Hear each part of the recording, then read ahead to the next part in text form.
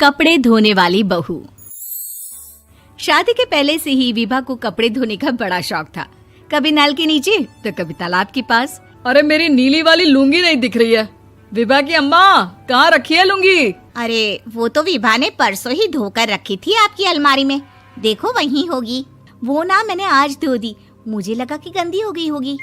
अरे कैसे गंदी हो गई थी? उसे तो मैंने पहना भी नहीं। हे भगवान, इस लड़की के कपड़े धोने की आदत से परेशान हो गया हूँ मैं।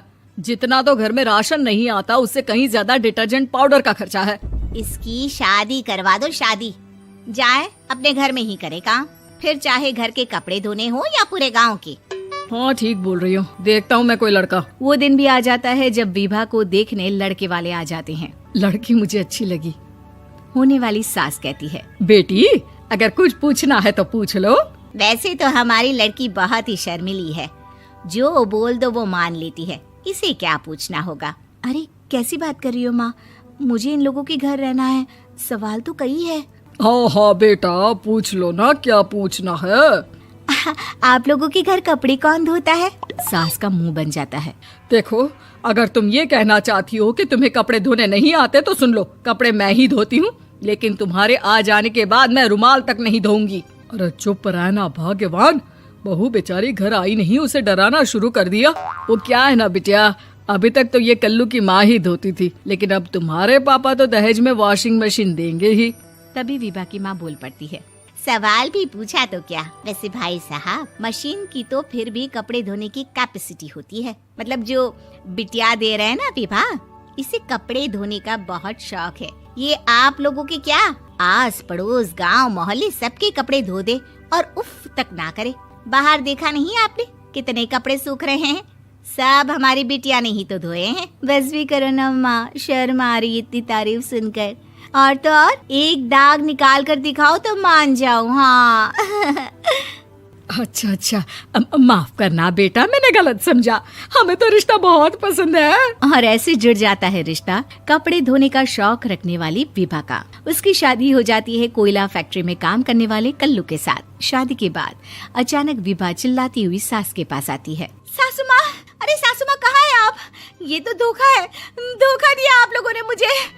इसे ससुर के चक्कर के बारे में पता चल गया। अरे तो उसमें तुझे क्यों धोखा मिला है? अरे नल में पानी नहीं आता, कपड़े कैसे कब धुलेंगे?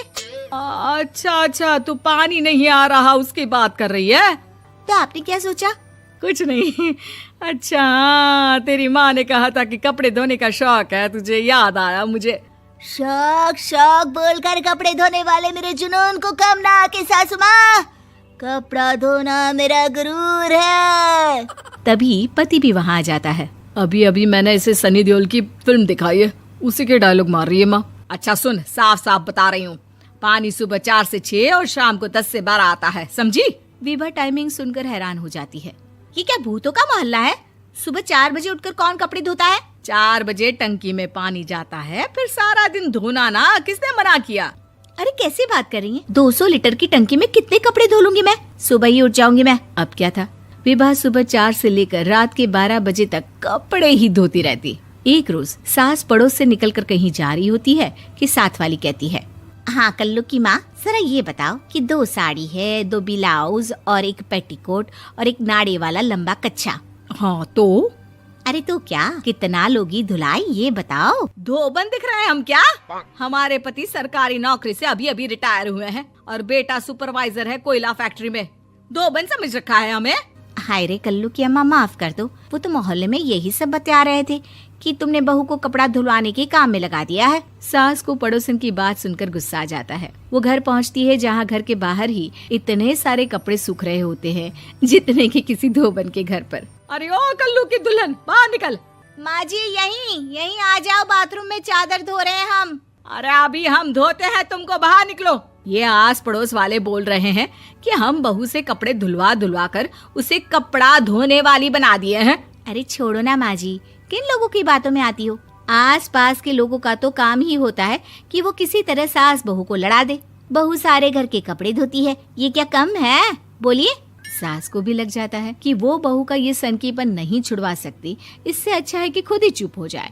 एक रोज सास और बहू मंदिर जाते हैं, जहाँ सास की साड़ी वहाँ खड़ी भीख मांगने वाली से मिलती है। माँ जी क्या बात है, आपकी साड़ी उस भिखारन से कितनी मिल रही है ना? हाँ हाँ देखो तो, दोनों की साड़ी मिल रही है। क्या बात है कल्लू की अम्मा, तुम खुद को तो अफसर की बीवी बताती हो और ऐसी सिंपल सी प्लेन साड़ी पहनकर घूमती हो। सिंपल और प्लेन नहीं है ये साड़ी। तो क्या सोने के धागे से फूल बने हैं? कुछ भी सासू माँ, कुछ भी।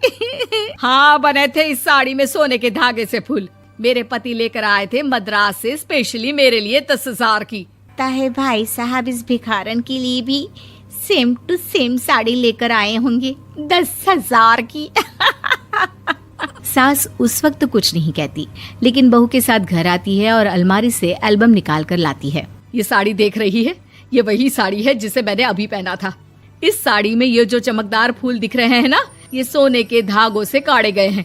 लेकिन तू लोकल वॉशिंग मशीन ब्रश से घिस घिस कर सारे फूलों को निकाल कर साड़ी प्लेन कर दी।